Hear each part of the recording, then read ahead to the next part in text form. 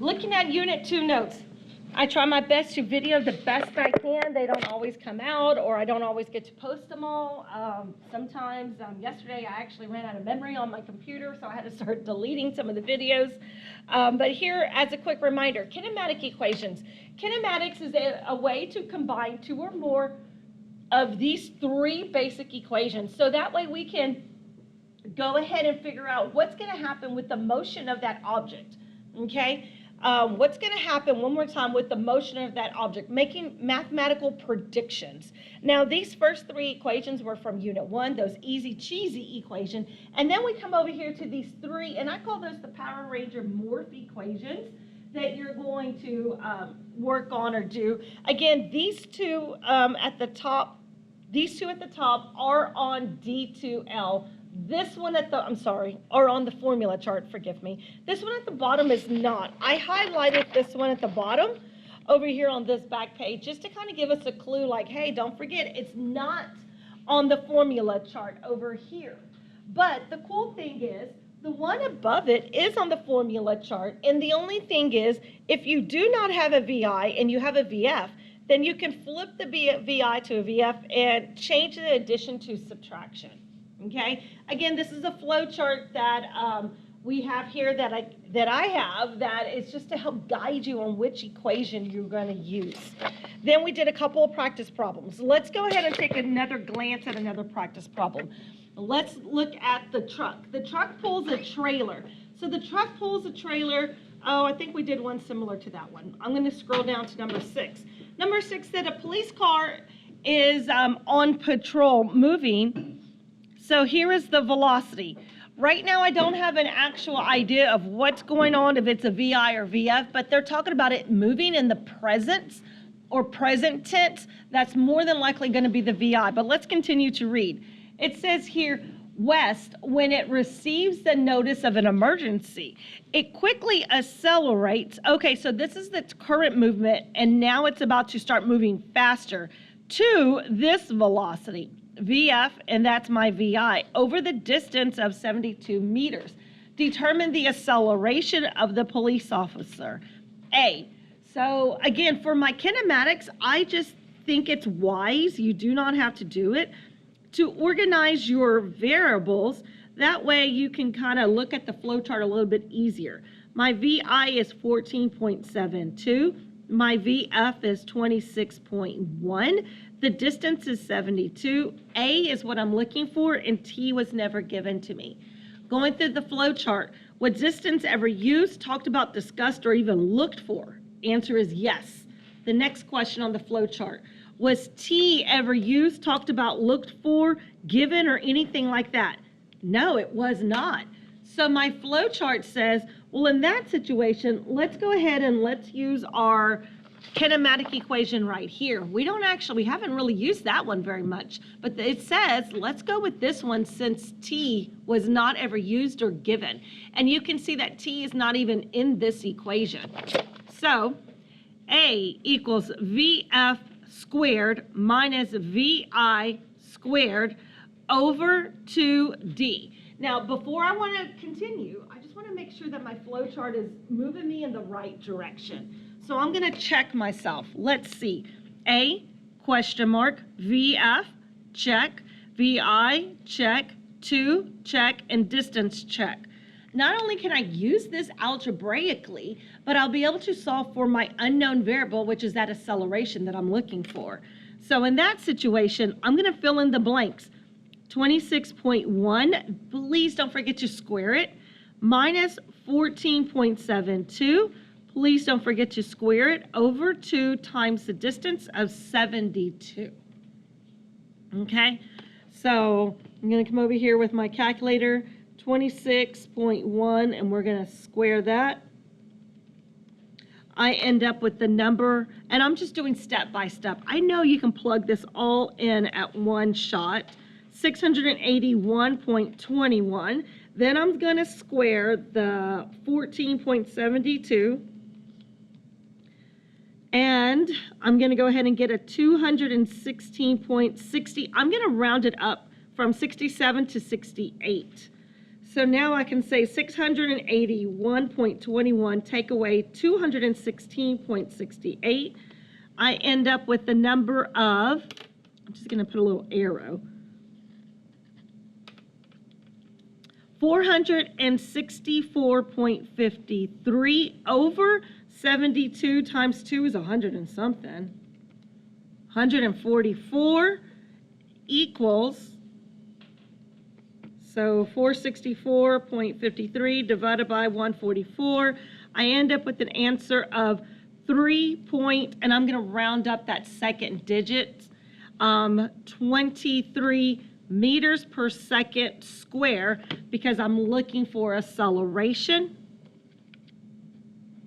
There we go.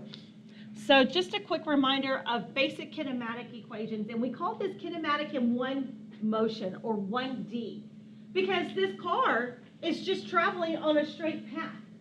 That's it. It's traveling on a straight path. We're about to, in our notes in just a moment, get to what we call 2D. So if you can imagine a car driving on a straight path or a road, look at it regarding an X and Y axis. We would consider that to be what we call the X-axis. In just a moment, we're about to consider the X and Y axis, and we're going to move from not only 5 variables, but to 8 variables in just a moment. So we did another practice problem over here. Let me zoom out a little bit. We do need to talk about free fall and fill in the notes in just a little bit, but I would like to go ahead and just work on the equations before we fill in the blanks. Free fall, maybe I did this for the other. So I'm going to skip around, but let me fill in these blanks just for a moment. It says here free fall in, the definition or the word or vocab for the word free fall is in the absence of air resistance. And these are the math equations we're about to hit. In the absence of air resistance, all objects dropped near the surface of planet Earth here are falling with the same constant acceleration. Now, it doesn't say planet Earth. I tossed those words in, but it just says planet. Well, that's actually any planet. It could be any planet, not just in our galaxy, but any galaxy. Not just planets, it could be a moon, any moon that's out there. Any big object that somebody is standing on, okay? Free fall is the absence of air resistance. But Ms. Munson, where I'm able to breathe, there's air around me. I agree with you. There's air around us. That's the only way we can survive, with the air. But right now, we are in our first introduction of physics, and so we are going to consider all math problems in the absence of air resistance. We are mathematically not going to consider friction from air resistance included into our math equations. Now, if you're going to be a pilot, you're going to go into aeronautical school, if you're going to go and work on at NASA, working as an astrophysicist to help get these, new space shuttles into outer space, well, in that case, we are going to consider air resistance. But at this moment, our math equations are going to be considered in the absence, meaning that there's no air resistance. Mathematically, it's so tiny, the air resistance, that we don't consider it, okay? So let's go ahead and let's turn the page. And then we talked about this word called non-zero acceleration. Now, please don't forget that location, the location is at the top of the path of that parabola. So when you have a parabola, then the top location is called non-zero acceleration, we said already. Now, the cool thing about non-zero acceleration location mathematically when it comes to physics is that it actually gives us two numbers. Again, don't forget, words in physics have number value. So when we say the word non-zero acceleration, we know in our mind that that is the top of the parabola path. there are two numbers or variables that we know. Number one, acceleration, which is gravity of negative 9.81. Gravity at the whole location of this parabola is negative 9.81. But remember that negative only means a direction. That's all it means. Then over here at this non-zero acceleration, the velocity at that location, and can you see I just have velocity. I don't have a VI, I don't have a VF. That's going to help us in a moment when we're talking about objects that are in the midst of about to fall down or an object that you were just tossing up, okay? But that velocity at that location is 0, okay? One more time, the velocity at the non-zero acceleration location is 0, but the acceleration is negative 9.81, and that is due to gravity. Because the moment that we gave the example, somebody shot a gun, or if you toss, we had that example, I was tossing a ball up in the air. Those examples that the moment that an object does not have something to sit on, look, that is sitting on this table. If this table was to disappear, then my objects would be in what we call free fall, and acceleration for any object that's in free fall is a gravity acceleration number. Because gravity here on Earth is negative 9.81. As a quick review, vectors that are in the same direction, you add them. When they're at opposite directions, you subtract them. Then we got vectors we talked about in what we call a right angle or Pythagorean, which was pretty easy cheesy, right? Pythagorean, we love those equations. For an example, here's another practice problem over here. It says that Emily passes a soccer ball 6 meters directly across the field. Now, they don't tell me west or east. They just said across, okay? Who then kicks the ball directly down. So I'm going to assume down as in south, moving down. So I'm going to go ahead and say, here's this ball right here. Soccer ball. It moves across 6 meters. Then it moves directly down 14.5 meters. What is the total displacement? And we know that vocab word. Displacement is a vector quantity, and displacement is going to be from the initial to the final. So if this is my initial and this is my final, this would be my vector or my displacement over here, okay? So we want to know what is this line. Again, we've seen that before. This would be Pythagorean because we form a right angle. And when we have a right angle and we draw an arrow to the opposite side, that's my hypotenuse, or c square. So 6 square plus 14.5 square equals c square. Please don't forget to square root it, right? So just practice problems. Then after that, in our notes, we talked about labeling the H, the A, and the O. And across from the right angle is always the H. The theta and the right angle is always the A leg. And then the O is whatever's left over. Okay, so you have a couple of practice problems on this page for you to do. Okay, practice problems on this page for you to do. Now I'm going to turn the page because we started off with Pythagorean, then we went over to labeling a right triangle, just in case if you don't remember this from math class. Then we went over here and we practiced, hey, let's go ahead and let's get to the point where we can understand, and don't forget that when you have a calculator, you're smarter than the calculator. You need to tell the calculator what mode to be in. So you come over here to check the mode of your calculator, and you can see this calculator right here is in radian, and we need to be in degrees because we're talking about a degrees or a theta now.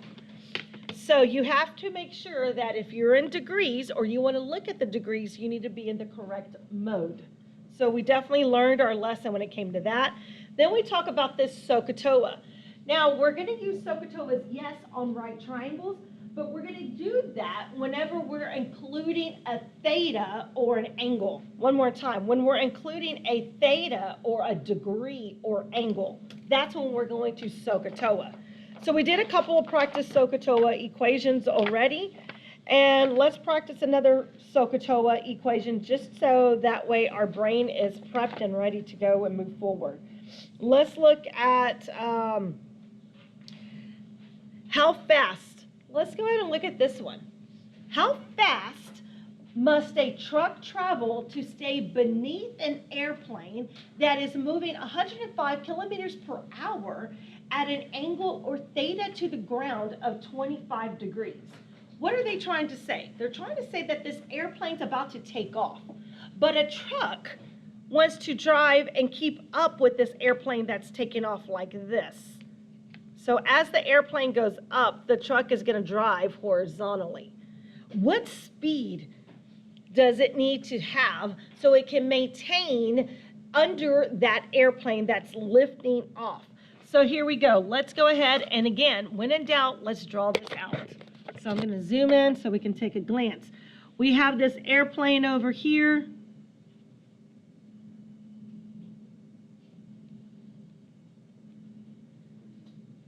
There it is. It's going to take off. And it told me it is traveling or moving right here at 105 kilometers per hour. Okay, that's its velocity. And it told me that if this is the ground, this theta, remember also last week I said that the tail end of the vector arrow is going to be your theta, is 25 degrees. Okay, there is a truck that is traveling and wants to stay underneath this airplane. How fast does this truck need to maintain its speed so that way it can stay underneath the airplane? This is my question mark.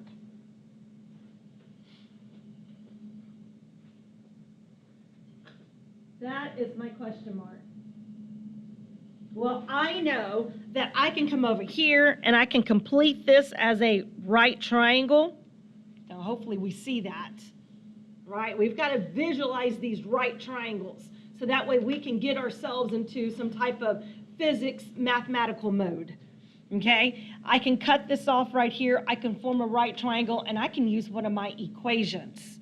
Well, in this situation, step number one is we are going to come over here, call this my hypotenuse, right? If this is my right angle and this is my theta and my right angle, this must be my adjacent leg and this is my opposite leg, okay?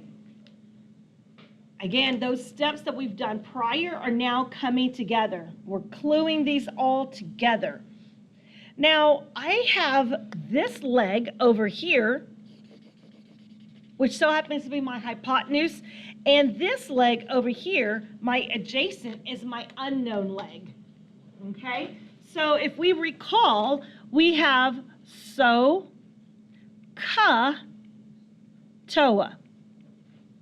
I have the A and the H, so I can see right here that that is going to be the cosine of the theta equals the adjacent divided by the hypotenuse. The cosine of the theta equals the adjacent divided by the hypotenuse. Or the cosine of 25 degrees equals, I don't have the adjacent leg, that's what I'm looking for, over the hypotenuse was just 105, okay? Let's go ahead and let's look for this, solve for this unknown. If I multiply this side by 105, that cancels. Multiply this side by 105. I checked earlier and I was not in degree mode, so I'm going to come over here and hit enter. Now that's flashing. I can hit clear. Cosine of 25 degrees equals, again, I want to do it step by step. I know I can do it all in one shot. 105 times 0.906 equals A. I'm going to multiply that by 105. I end up with an adjacent leg down here of my car or truck needs to travel 95.16. Wait a minute. Look at that vector. kilometers per hour. Kilometers per hour, so that way it can maintain the speed under the airplane. Man, that sun looks like it's coming out. Can't believe that. Weather said rain in an hour. All right, so that's just, again, practice of what we did last week. Now let's go ahead and take our math up another notch. Get ready to turn the page when you're ready.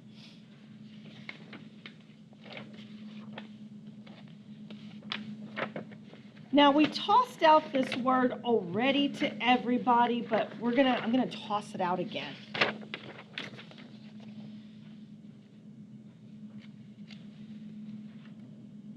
Parabolas. Now parabolas are somewhat similar, but definitely different than what you've done in math already. Or maybe you've had a geometry class already. I'm not too sure. Now, when objects form a parabola, we in physics call that projectile motion. One more time. When an object is going to form a parabola, we in physics call that projectile motion. Now, projectile motion is when an object is moving in what we call two directions at the same time.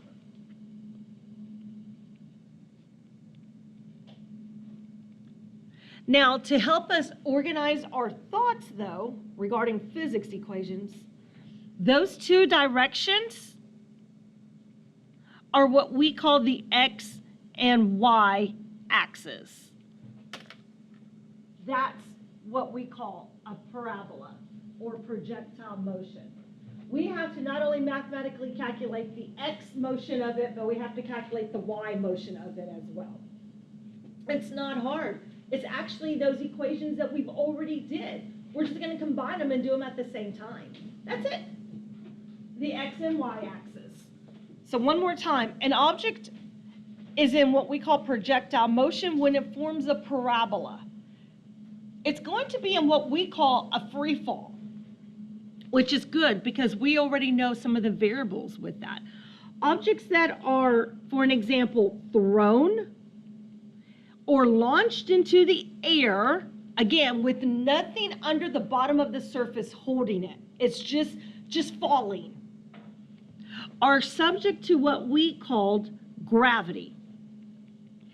And that's the reason why earlier, when I used that word planet Earth, and then I went back and said, honestly, it's any planet that's thrown into the air and subject to the gravity of any planet. It could be the moon. It says here are called projectiles. Examples, well, I don't know, like if you hit a softball,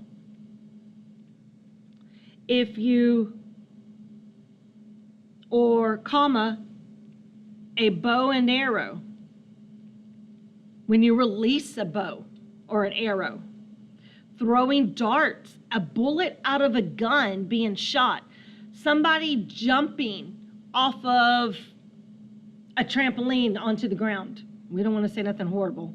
A circus clown shot out of a cannon, all of those. You throw the football, you throw a baseball, you kick a soccer ball, and it comes off of the ground. Not a soccer ball that's rolling on the ground, because that's not subject to the air, okay?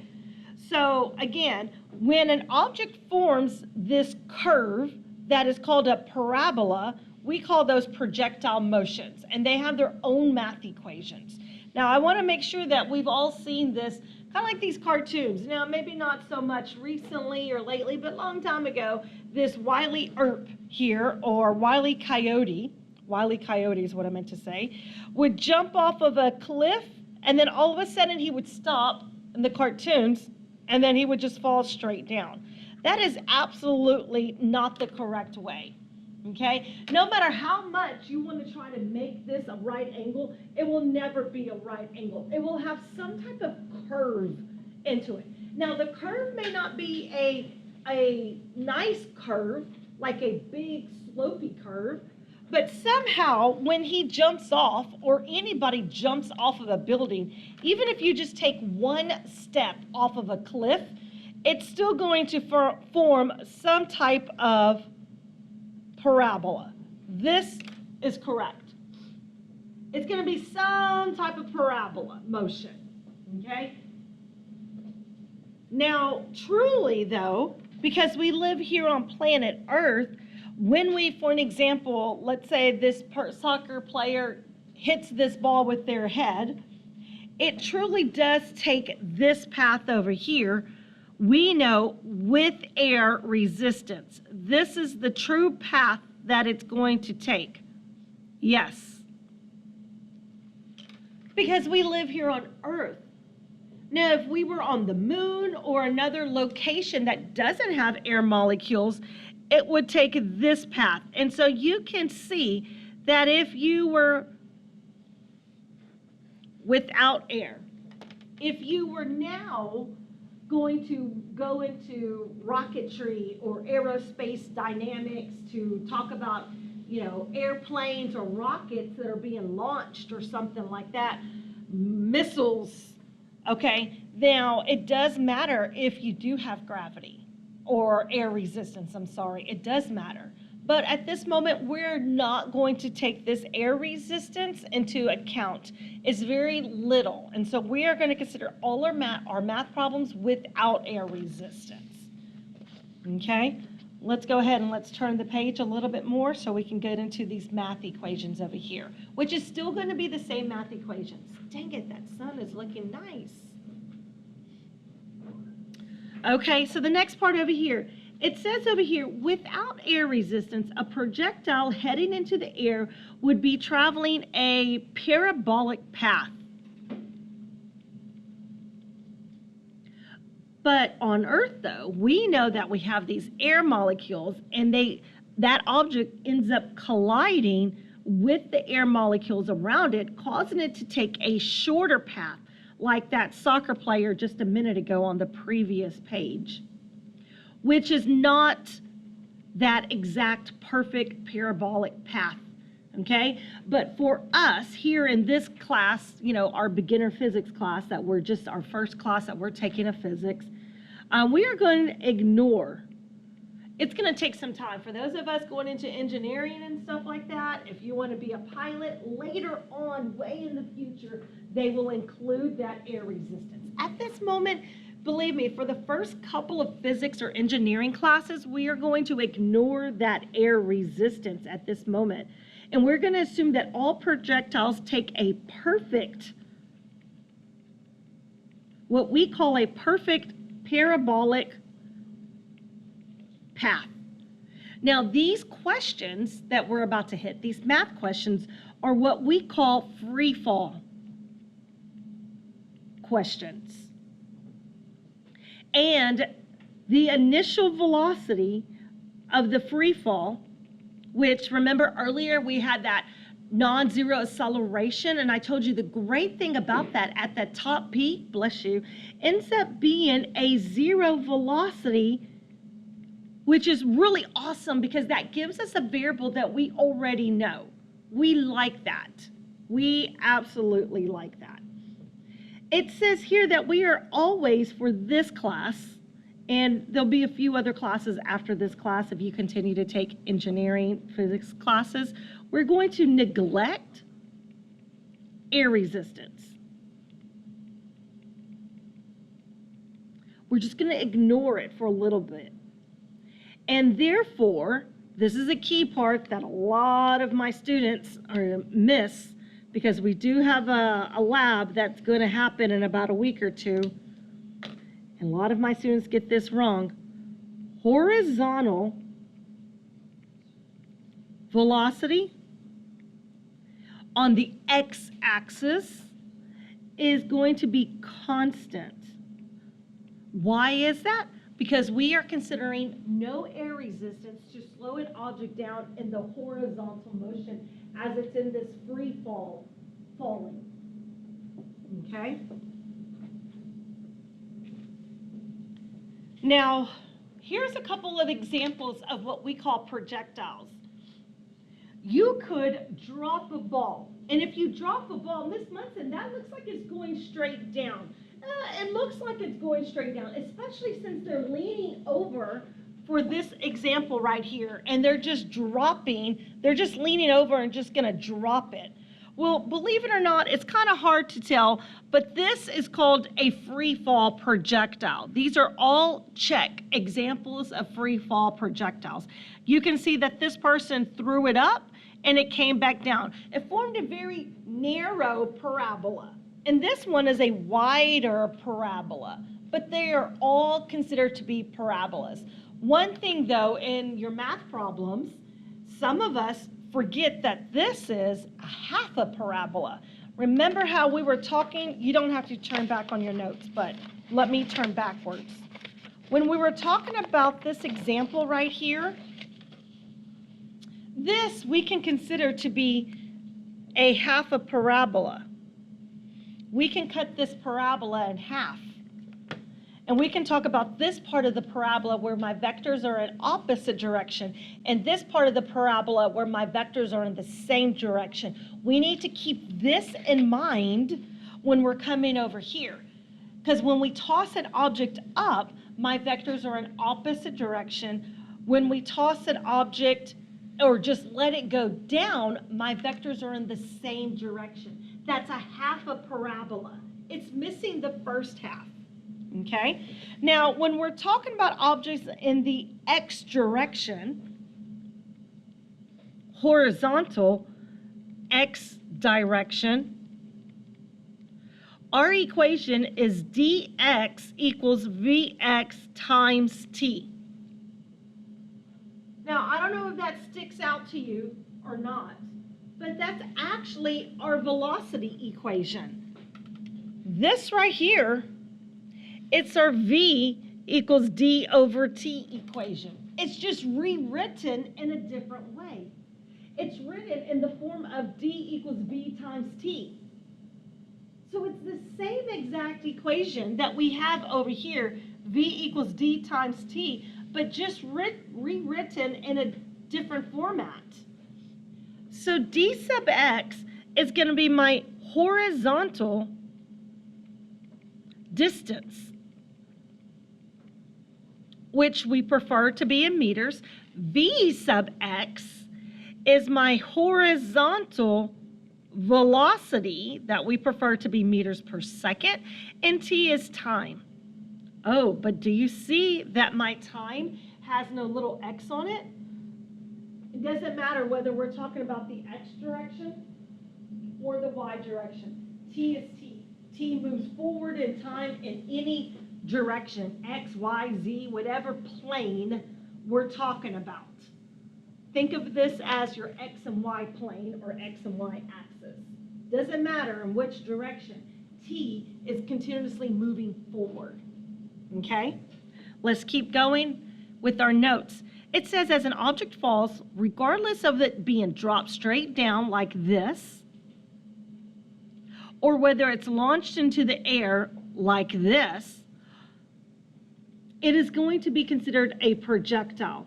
And all projectiles will fall at the same rate of gravity. Because remember what I said last week, gravity doesn't care whether or not it's an elephant that's falling, whether it's a house, a truck, a big object that's falling, or whether it's a little tiny golf ball. It is all going to have the same acceleration or fall at the same rate, which is gravity. Okay? They all fall at the same rate, which is gravity. The cool thing is also, not only if it's just dropped straight down like this one, or if it's launched sideways like this, they will still all fall at the same rate, having a negative 9.81 meters per second square due to gravity. It does not matter. Gravity pulls on everything, whether you throw it sideways or whether you drop it straight down. And because of knowing that, the gravity here on Earth, we are able to calculate that. So When we hit next week going outside, we're going to calculate the mass of Earth due to gravity, because it doesn't matter the size of the object. Gravity is going to pull on all objects at the same rate. Now it says here on the next portion, so we can get to our math equation, since it says velocity is constant in the, remember we just said that earlier? Velocity is constant in the x direction, and deceleration, oh, we just said that earlier, remember, gravity is constant in the y direction as an object is falling. We can combine these into what our equations are already. Earlier here, this is our x direction, which is d sub x equals v sub x times t.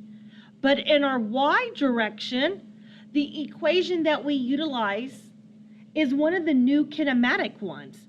D sub y equals VIY times t. Oh, look at t again. Nothing under it. I don't care if it's x or y.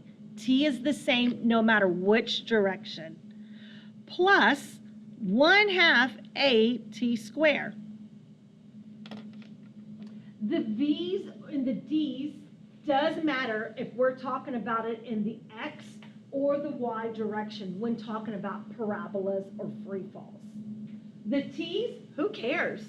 T is T no matter which plane you're talking about. Are you talking about the x-axis plane? Are you talking about the y-axis plane? Are you talking about it in the z or whatever, in this diagonal? It does not matter when it comes to T. T is going to move forward no matter what. All right, so let's go ahead and practice some of these problems. This is where we're going to get to 8 variables. Can you tell or see this? 1, 2, 3 variables, 4, 5, 6, oh, never mind, 7. Oh, VF over here, 8. That's where we get 8, VF. You never know when you might need a VF, so we toss a VF in just to help us out. Let's go ahead and let's turn to the next page, because this is homework number 4, and this is what we need to practice. A bridge. This says the Royal George Bridge of Colorado raises up above the Arkansas River 321 meters. Wow, that's pretty high. Suppose you kick a little rock horizontally off the bridge. Oh, okay. The rock hits the water such a magnitude that its horizontal x-axis is going to be displaced 45 meters away. Wow, you kicked that rock hard. Find the speed at which you kicked the rock. Okay.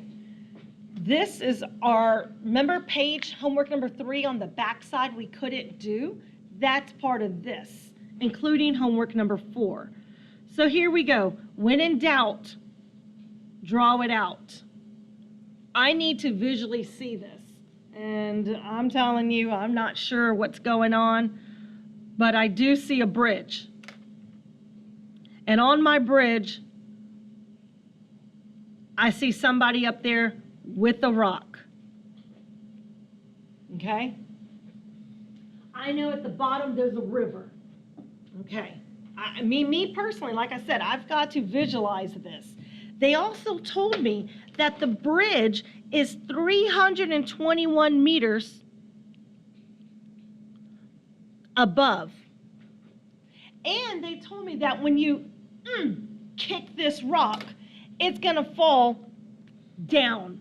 But how is it going to fall down? It's not only going to fall down, but it's going to fall outward, a horizontal outwards of 45 meters away. It's going to go like this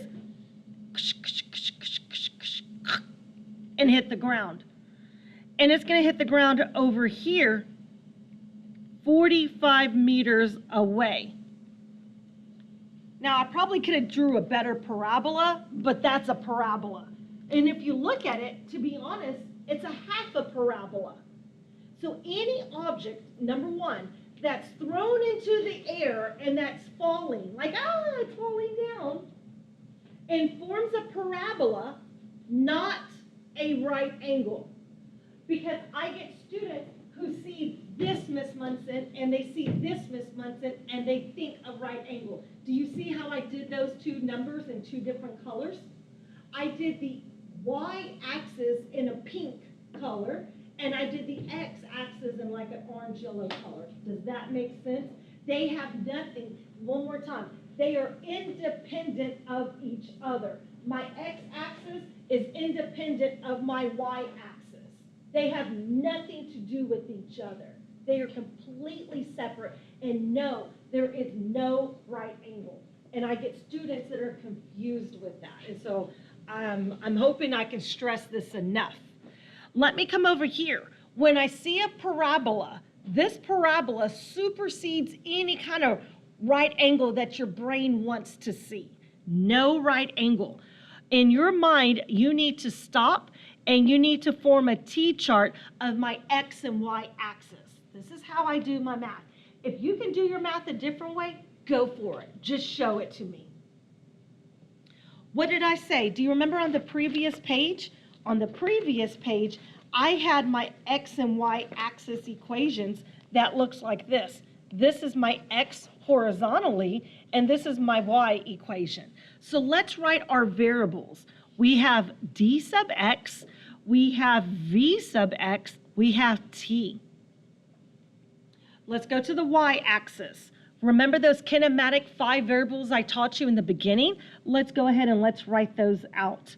We have VIY, VFY, we have DY, we have T, and we have A. And A is going to be in the Y. And what is A in the Y direction? Gravity. A is gravity. I'm going to just put a little arrow over here, and I'm going to say A is gravity. Okay? Now, I need to distinguish what is going on in the Y and what is going on in the X. Now, wait a minute. This kid comes along, runs along over here, and he's going to kick this little rock, and it's going to go hit the ground or the water below, form a parabola. So I am looking for what is the speed that the rock was kicked. Do you see that? Question mark velocity. Ooh, I should have did it like this.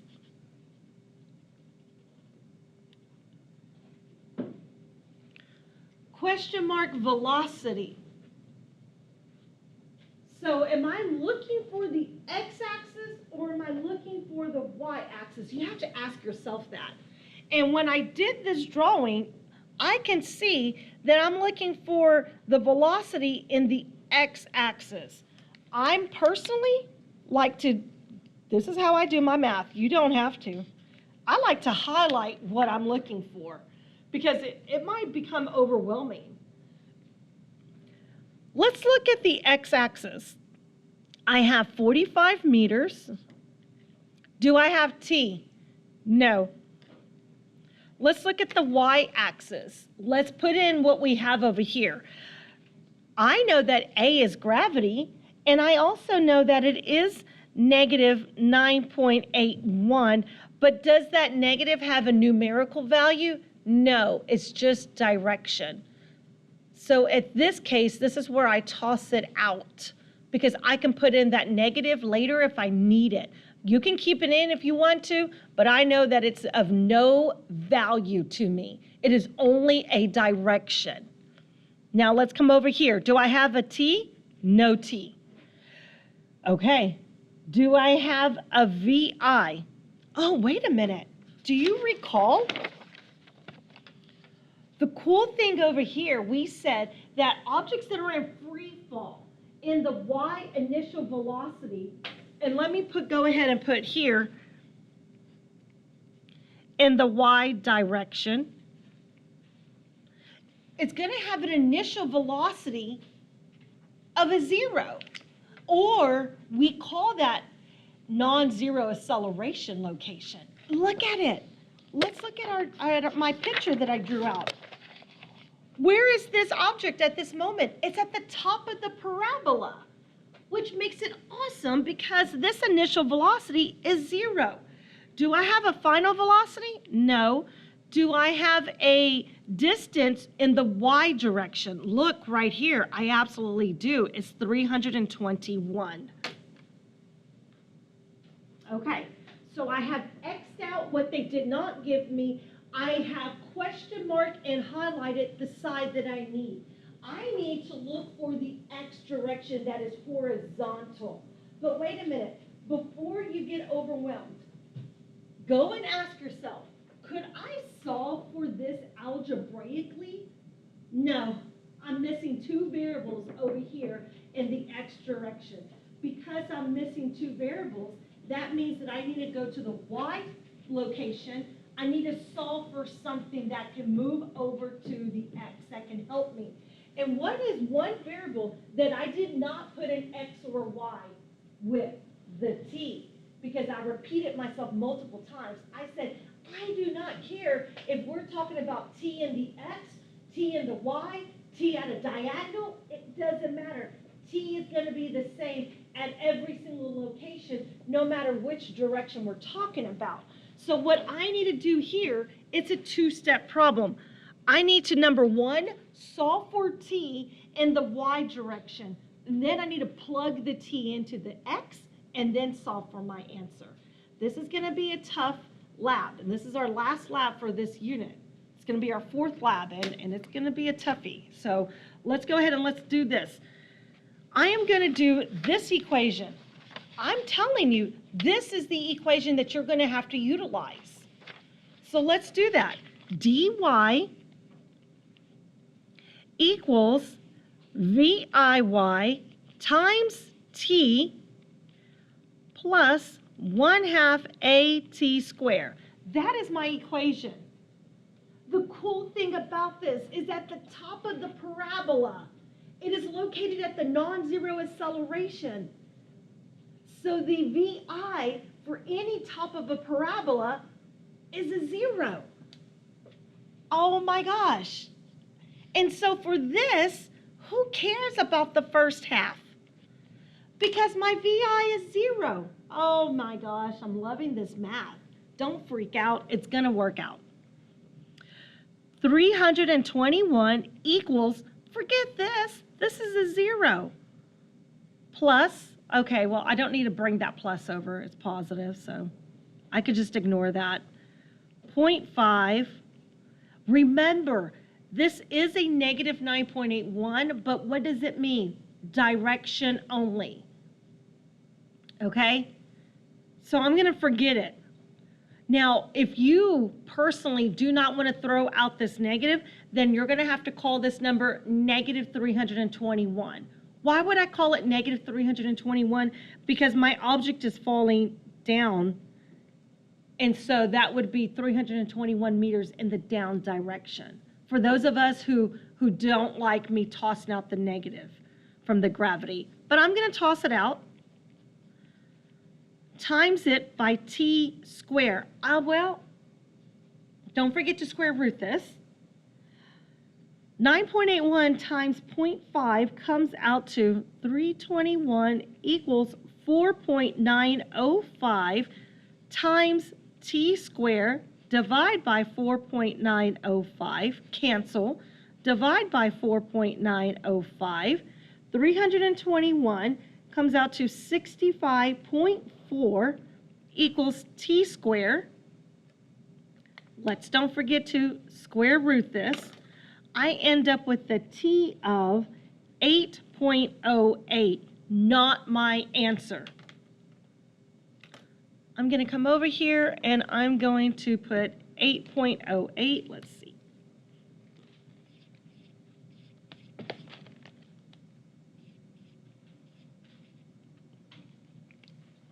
There we go. Now I can say, oh, part 2. Part 2, my equation is dx equals vx times t. Or, for those of you, you can just say v equals d over t. It's the same equation. I just rewrote it. We have it written differently. So in this situation, 45 equals, I do not know my velocity in the x direction. I don't know how hard he kicked it, but I'm going to figure that out. Times by t, which I found it from the y direction of 8.08, divide by 8.08, cancel, divide by 8.08. The velocity in the x direction comes out to, I don't know.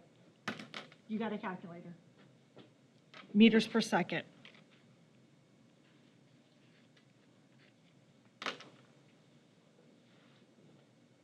Now we can do homework number 4. I'm not saying it's easy. It's going to be tricky. You might have to go back and rewatch this video. You might have to go find a YouTube video to help you out. But these notes are pretty good. Follow my lead, my directions on here. Let's do it one more time.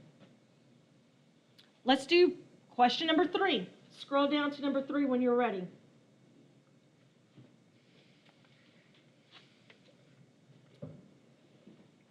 A ball rolls off of a table. Okay, again, I can visually see that, but I'm going to go ahead and draw it out. Here's the table, and here's the ball. So here's the table, here's my ball. It's about to fall off the table. Now, they even told me the speed, but now if this ball, when you see it rolling, here it is, that speed is in that velocity is in the x direction of 2.0 meters per second. The table is 1 meter above the ground. So this table is 1 meter above the ground. Now, they don't have to tell me because I can see it and I know it's going to fall off of the ground. Hit the ground. We want to know how far along the floor did it land.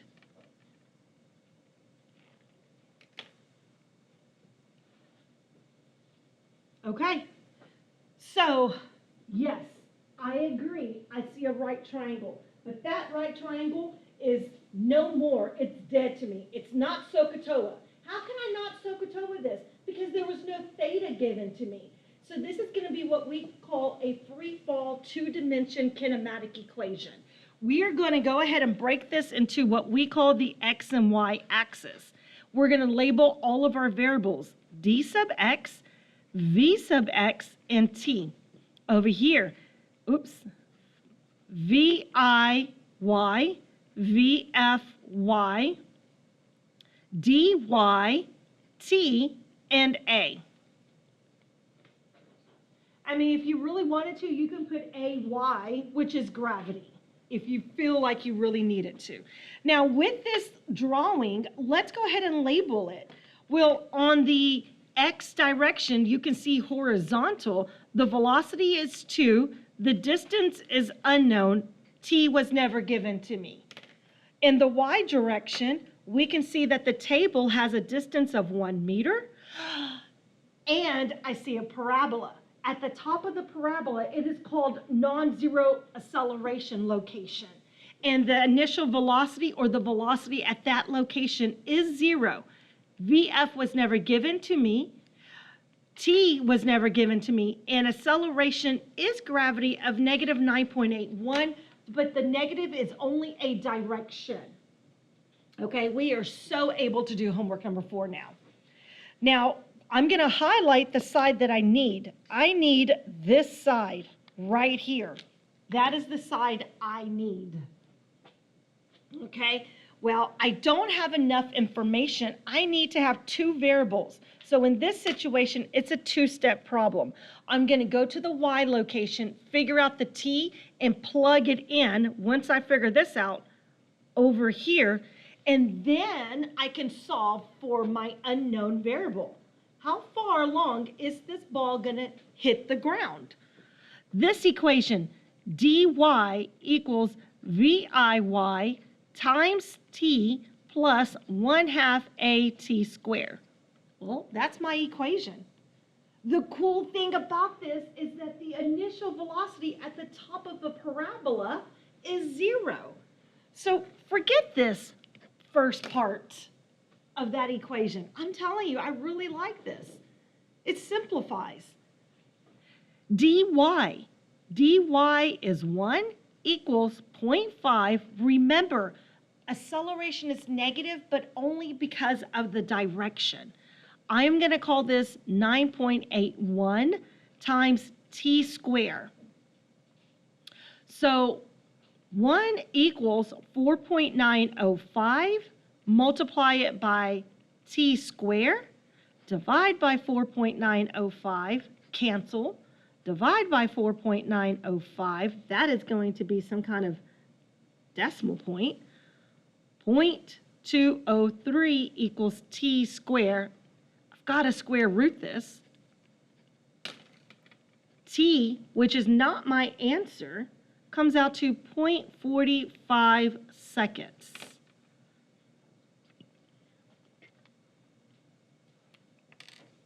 Point 45.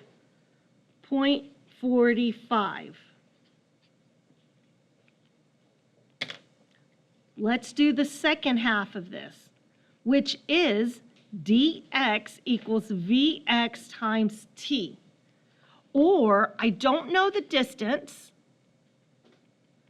the velocity was 2, and the t, that it was the time that it was in the air before it hits the ground, was a total of 0.45 seconds. Multiply those two numbers. The distance equals, I'm not going to do that for you because I know you can do that, and there goes your answer. The steps might be confusing, but hopefully my steps help you out so,